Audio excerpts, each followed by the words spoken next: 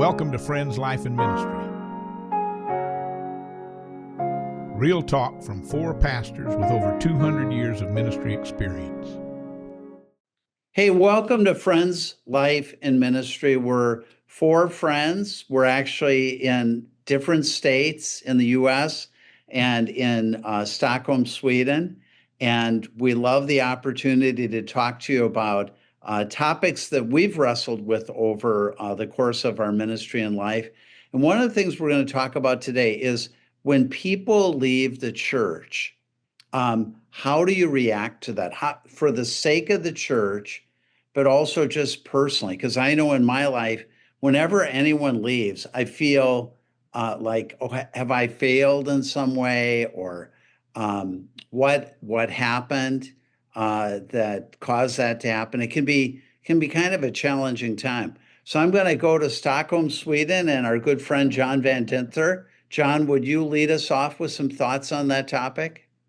No, that's quite a challenge because it addresses different things. It addresses the church as a whole. It depends on when something happens in the face of the church. It depends on whether or not people have given a specific commitment or not. And especially in church planting, that has been for me like a very sensitive thing at time. To such a degree that we actually developed within the New Life Network a guiding principle. But back to the beginning, like the kind of commitment. If people tell you like, hey, I want to be all in, I'm going to be helping you to plant this church for the next 2 years. And then after half a year, the Lord leads them somewhere else. The Lord really didn't know in the first place what he was thinking, it seems to. But I mean, that kind of things, that makes me like really, if you're not sure, just say, I'm not sure. When people use the word and the name of the Lord that he told them to join and to be part of something, and then they just drop out, that's for me so hard. And I must say that in the beginning, and now I talk about, let's say, 20 years back, 25 years back, in the beginning of no, maybe even earlier, the church plans, which was like, that was 40 years later. Sorry, I'm getting old, I think. Then it was hard to deal with that because my thought was like, but you say yes to the Lord somehow. It's not, you don't only respond to a request or an opportunity, but it's the Lord. And then you use the name of the Lord, and then the Lord changes his mind again. And, those kind of things were very difficult.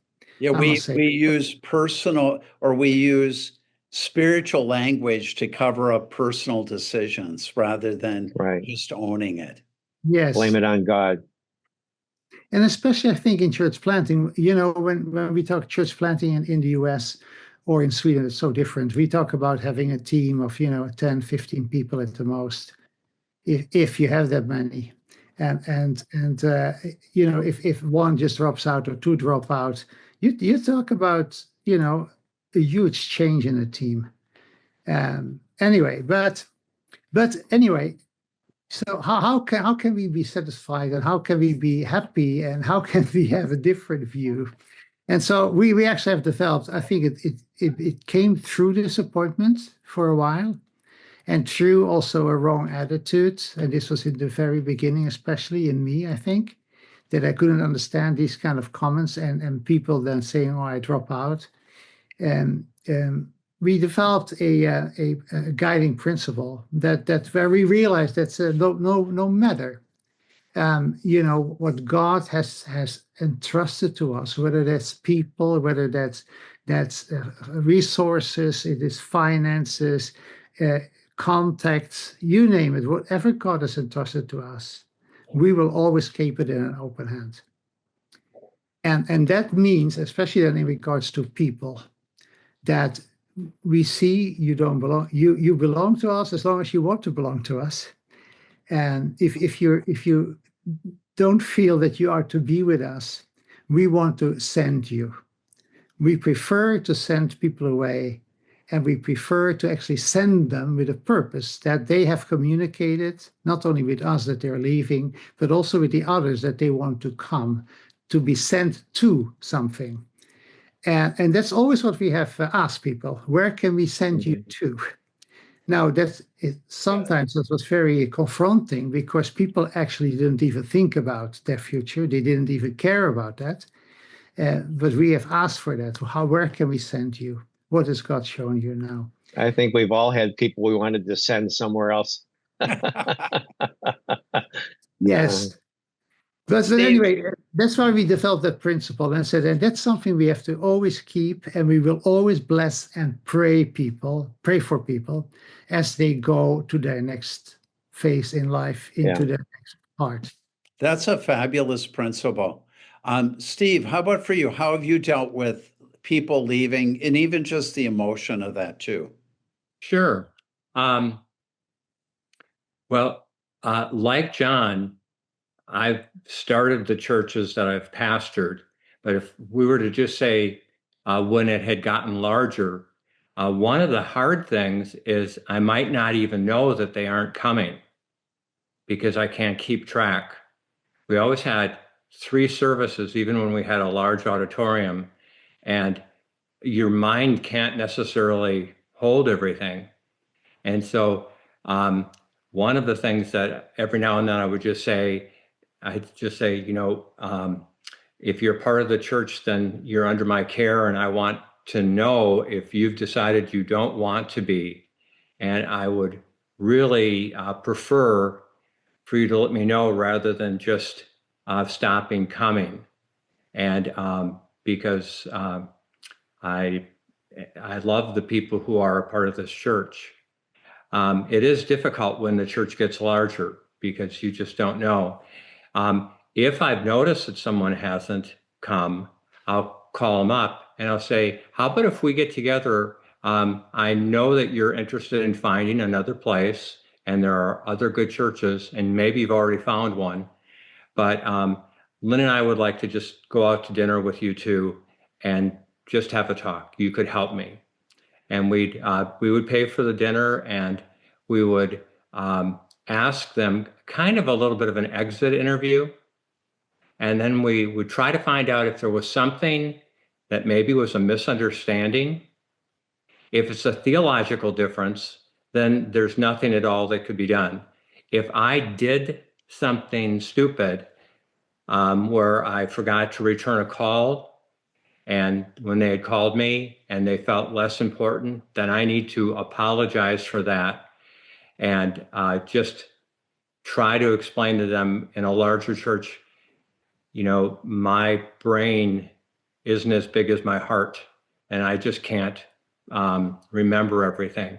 But I wanted to make sure that they left maybe saying, this church wasn't the church for me, or Steve's preaching wasn't the style that I will grow best under or be inspired or whatever. But Steve and Lynn are really good people. And because I know that to be true, I don't know about my preaching, don't know about a lot of other things. And there's an awful lot of times I've forgotten to follow up. And so I just want them to leave so that, especially we lived in a small town of 60,000 people, I'm going to see them in a grocery store or at a movie or around town. There's just no way around it. And I never want there to be an awkward feeling. And so I try to process that. Now, emotionally, if I really cared about the people, and well, that sounds terrible. I want to really care about a lot of people. But if I was looking for a deeper friendship where I felt like I could be a really good friend, then I'm going to feel a real loss. And then usually what I would do is I would send a letter and I would just say, thank you for the dinner. The two of you are really special people. And I just would encourage you to get close to whatever pastor, the church you're attending, because you brought me a lot of joy and and I know that you would to him. Something like that. But I didn't want people just to disappear. Now they did, and I would be real interested in, you know, with Bill, you pastored a church of, I think, 3,500 or 4,000 people. I'm just guessing that your experience is magnified from mine, which was a church of it grew to about 1,000 people. Now it's about 1,800. And so I don't wish that pastor, I just wish that pastor well, and it would just tell me that it wouldn't be the right place for me to go. But Bill, maybe you could share some of those. Well, I was going to tell about actually my church in Homewood, Illinois, suburbs of Chicago. And in those days, probably we were growing, but we were, let's say, about 300 people. Mm-hmm. And we had two couples who had been around the church for a while. Like John said, they had seemed committed to the church, and then they just quit coming. And the word was that they were going to another church, which was the largest church in town. And we were in the clergy association where we knew each other pretty well. And I had read an article in Christianity Today that said 90% of the people that leave a church never really go anywhere else. They don't know how to get out of the church they're in. So they tell people they're going to another church, but they're really not, or not going there very much. And so I asked the pastor of that larger church, would you look up these two families and see if they've been attending your church? And in both of those cases, he came back to me and said he had his assistant check into it, and there was no record that either one of those couples had ever been to that church. So sometimes I'm doubtful about what people say. But like John says, I did see the value in what I called an exit interview of when a couple was leaving. I wanted to go and talk to them. And my purpose really was at the end to say, look, a lot of times a pastor leaves a church and he says, well, God has called me somewhere else. And then sometimes God calls people from the church to go someplace else. And then all of a sudden we think they're bad people because they left, but it was okay when the pastor left. And I said, I just want to bless you as you leave. I want to ask God to go with you and help you find what God has for you. And that was very helpful for me. That helped my heart. I liked what you said. My heart sometimes is bigger than my brain. And that would help heal my heart, that I wasn't just, losing a couple, but I was actually letting them go with my blessing. That's real. All of you guys have offered some real wise wisdom. You know what I found is over the years, I can still remember a lot of those people. I still miss them. Yeah. I still I still wish they were part of the church I pastored.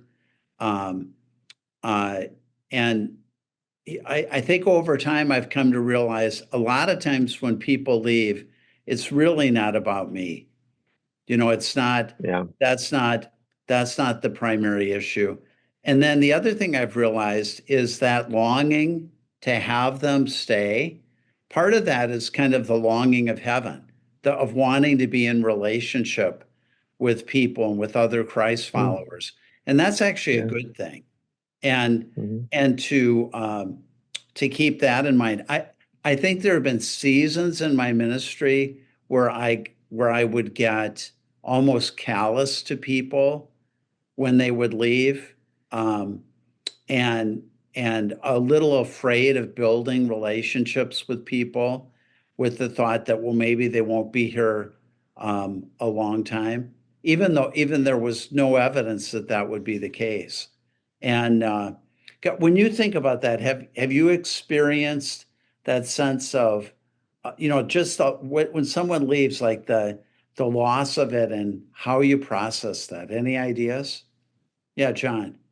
Well, I had a question. to you, because I mean, if we take the Great Commission seriously,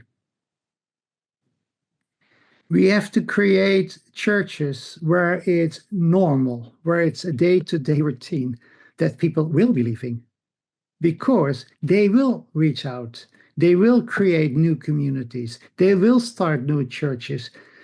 And is the reason the fact that we want to keep relationships so deeply, doesn't that also keep us away from actually starting the churches and doing the kind of pioneer work that we're supposed to do? Interesting. Yeah, that's One a real question good that I would point. have is, how do you handle it if somebody comes back? Because one of the things I always do with the exit interview is I said, if you find that you change your mind, don't feel awkward coming back, because it's just going to make me feel good. Now, there are some people who, again, theologically or for whatever reason, it's really better for them to be somewhere else. But otherwise, letting them know that that there's an opportunity to visit back.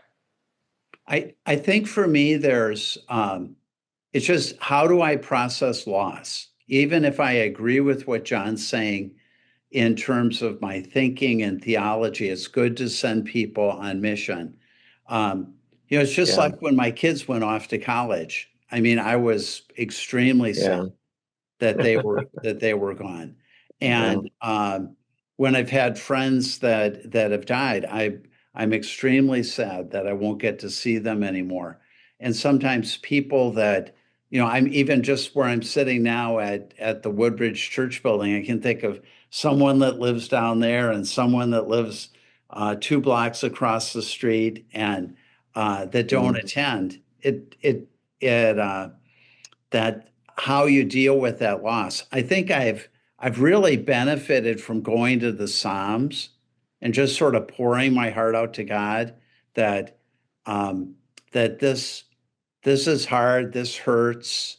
Um, I'm not asking you to take it away, or it doesn't mean I'm going to stop being in relationship with people, but just to acknowledge the pain of it. And whenever I talk to young pastors, I try to remind them that one of the most important skills they'll learn in ministry is, how do you manage the pain and the sense of loss? Now, that said, I completely agree with John.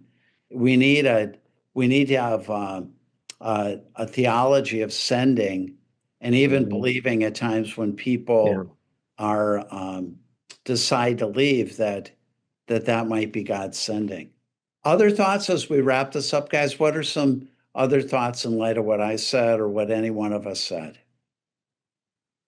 Just thinking about the parable of a good shepherd, and it seems like there's two things that have to happen for that person to really be a part of your church. One is you have to know their name, and they have to know your voice.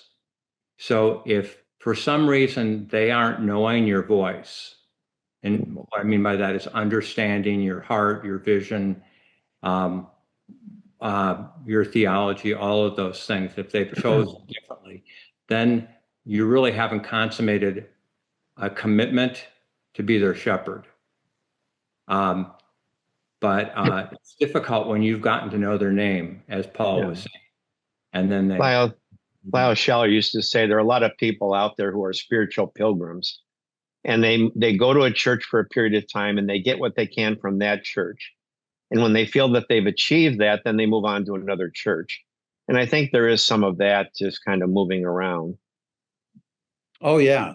Yeah. I would just say to anybody who's listening, who's the pastor, first examine your heart. Make sure you didn't do some of the clumsy things that I did. And then don't be afraid to break the ice of contacting them and trying to not get them to attend again, maybe, but just to send them off well. One of the things that my son has done when a couple has decided that they're no longer going to attend, he asks them if he could have the church send them off to where they're supposed to be going. And I had never seen that done before. So he'll have them attend a church service and just say, all of us need to find our right place, but each of us need to feel sent. And so I'd like us all just to pray for this wonderful couple who will be attending, another church or is searching for a church closer to them or whatever it might be. And then they are just loved up on, and then there is no little gossiping about whatever happened to that couple. That's a great idea. I think that's a great spot to end our conversation. Hey, stay in the game, even if it hurts at times. And we'd love to hear your questions and thoughts. Thanks for listening today. God bless. Thanks for listening or watching. We would love to hear your questions.